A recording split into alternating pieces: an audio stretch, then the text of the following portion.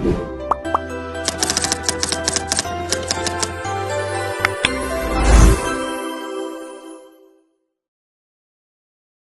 itu protein?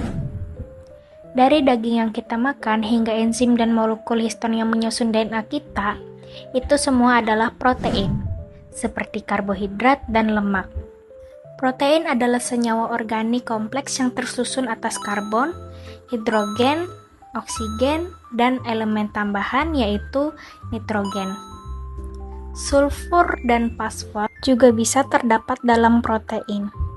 Molekul protein adalah yang terbesar dan paling rumit di antara semua senyawa makanan. Semua molekul protein terbentuk dari senyawa yang disebut asam amino, yaitu unit dasar protein.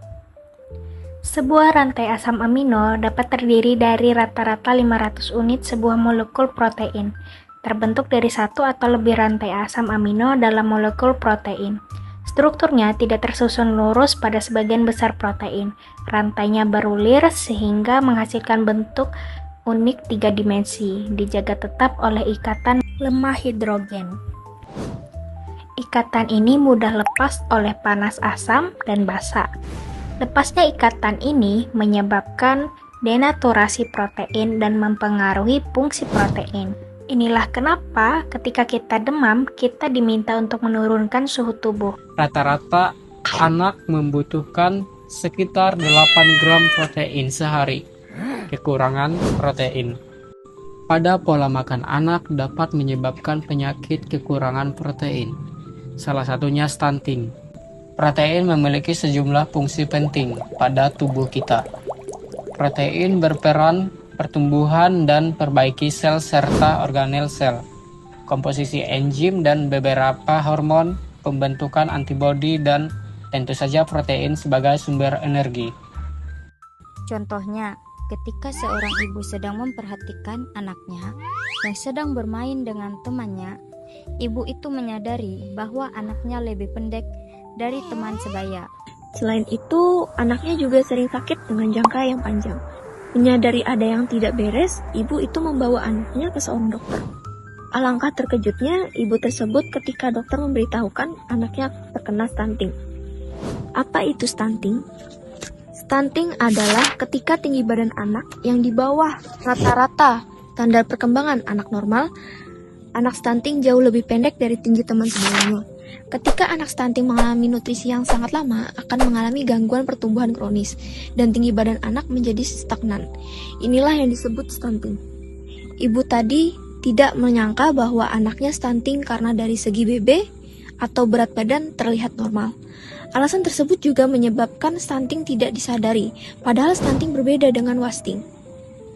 Wasting diukur dari berat badan, merupakan kekurangan gizi yang relatif singkat, sementara stunting diukur dari tinggi badan dengan usia dan merupakan kekurangan gizi dalam jangka panjang. Di Indonesia sendiri, angka penderita stunting tergolong tinggi. Menurut survei status gizi balita di Indonesia tahun 2019, angka stunting di Indonesia mencapai 27,67%. Ini melebihi toleransi WHO. Yakni 20%. Banyak faktor yang menyebabkan stunting pada anak. Salah satunya, janin kekurangan nutrisi dalam kandungan, rendahnya BB bayi ketika lahir, kurangnya kebersihan lingkungan yang menyebabkan anak kontaminasi bakteri.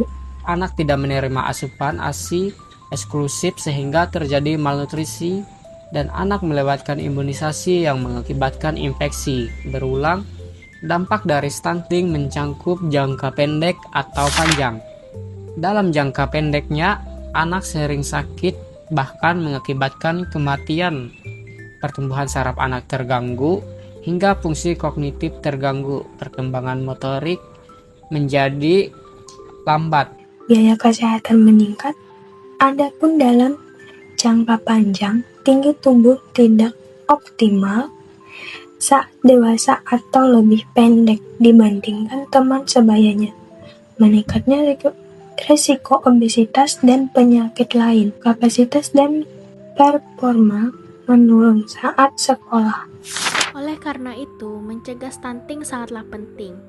Pencegahan dapat dilakukan saat ibu masih mengandung untuk memperbaiki gizi pada saat kehamilan sampai anak usia 2 tahun. Selama hamil, ibu harus sering melakukan pemeriksaan kehamilan secara rutin. Hindari paparan asap rokok, tidak melakukan aktivitas berat. Ketika anak lahir, berikan ASI eksklusif.